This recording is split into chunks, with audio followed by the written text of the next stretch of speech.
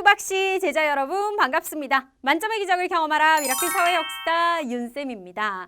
자, 오늘은 지난 시간에 이어서 5-3단원 국제거래와 환율 공부 계속하는 시간입니다. 지난 시간에 국제거래를 공부했고 오늘 환율에 대해서 공부하는데요.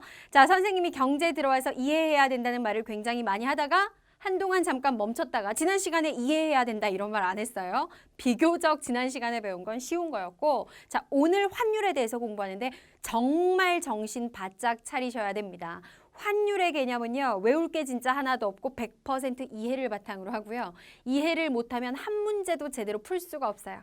집중해서 선생님 설명 잘 듣고 100% 이해하기 위해서 노력하시고, 이해가 안 되는 부분은 자, 까먹기 전에 바로 질문해서 이해를 하고 다음 단원으로 넘어가셔야 됩니다. 이제 마지막에 등장하는 6단원은 내용이 진짜 쉽거든요. 여러분들이 이해를 하는데 초집중해야 되는 마지막 시간이니까 진짜 잘 들으시기 바라요. 최대한 쉽게 설명을 해드리겠습니다. 자, 어떤 게 중요한지는 당연히 확인을 하셨을 거고 본격적인 플레이 스타트 출발할게요. 오늘의 주제는 주제 3. 환율의 의미와 변동입니다.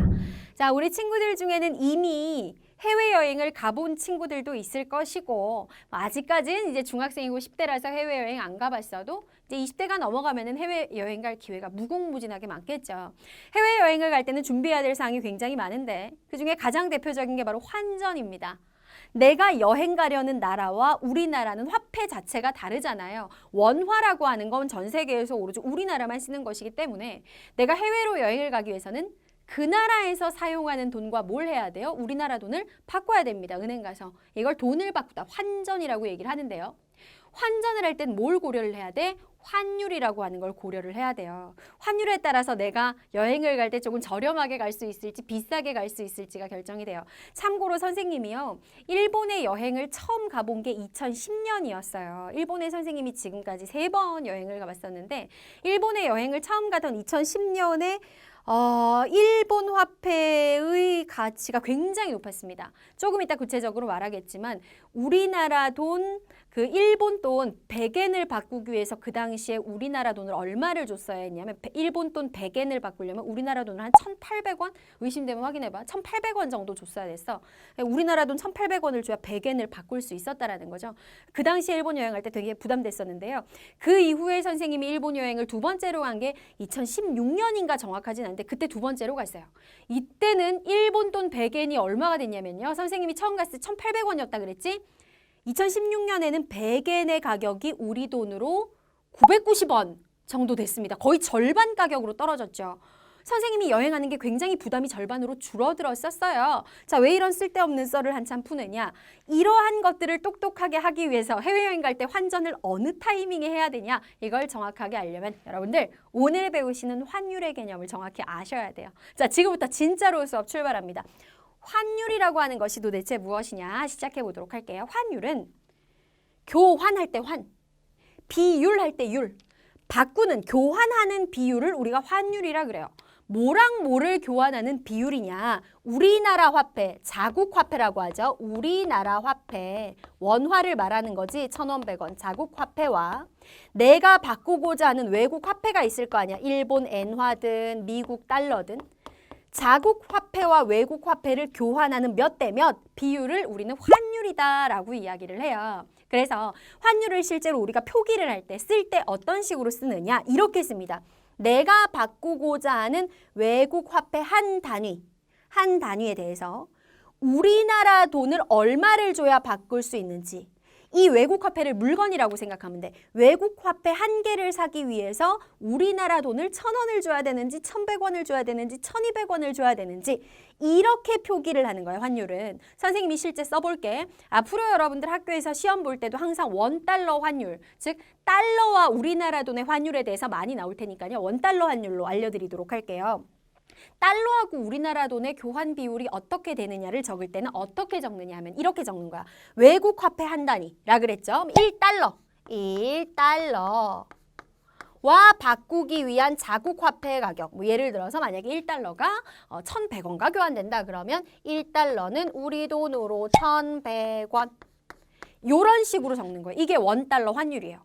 만약에 중국 돈, 위안화라고 하잖아요. 중국 돈을. 그 위안화랑 하면은 중국 돈 1위안 뭐 환율은 계속 바뀌니까 정확하진 않지만 이 정도 됩니다. 한 169원, 170원 이런 식으로 기록을 해주는 거예요. 이게 원 위안 환율, 이게 원 달러 환율이 되는 거지.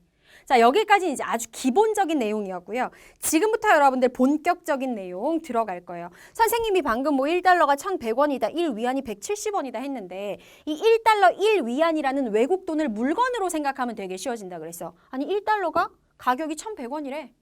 1위안이 170원이래. 이 환율 1,100원이니 1,200원이니 170원이니 180원이니 이거 누가 정하냐는 거야. 환율의 결정 계속 이어서 공부해 보도록 할게요.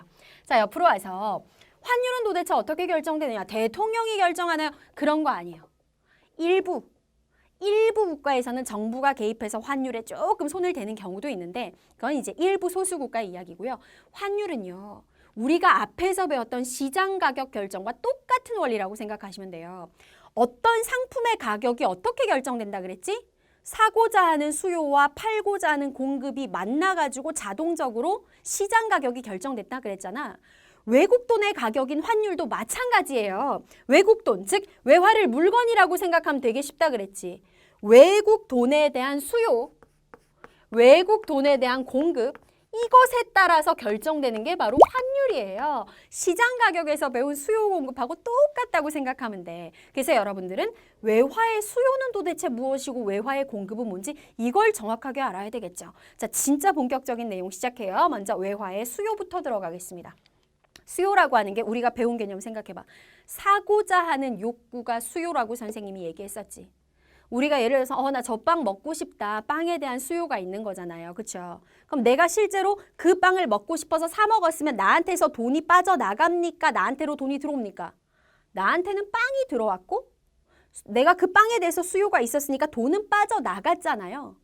외화도 마찬가지야. 외화의 수요라고 하는 건요. 나한테 그 외국 돈이 들어오는 게 아니라 뭐 하는 거야? 외화가 해외 다른 나라로요.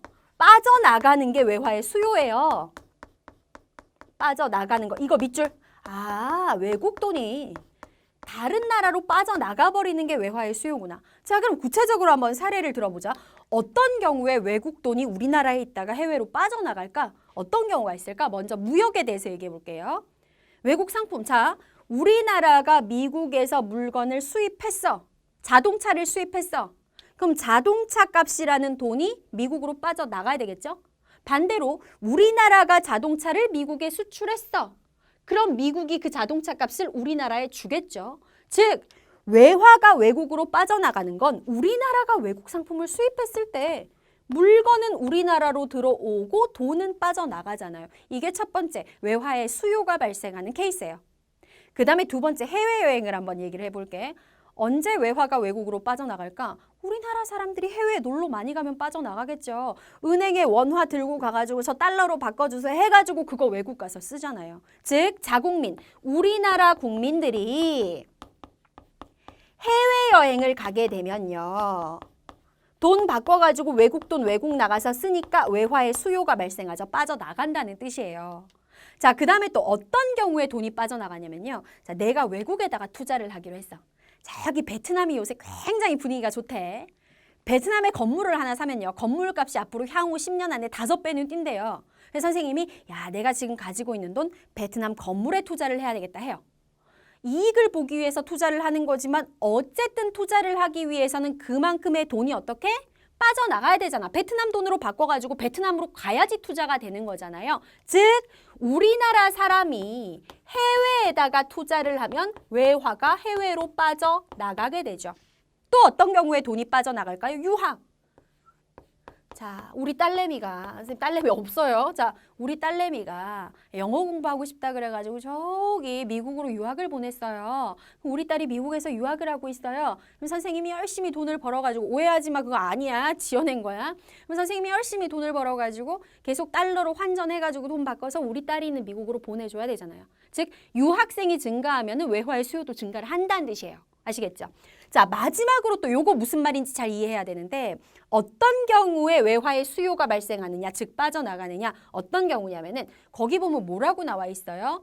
외채 상환이라고 나와 있잖아. 자, 이거 선생님 외채가 뭐고 상환이 뭐예요? 하는데 외채라는 건 뭐냐면 외국에 진 빚. 우리나라가 외국에 빚을 졌어.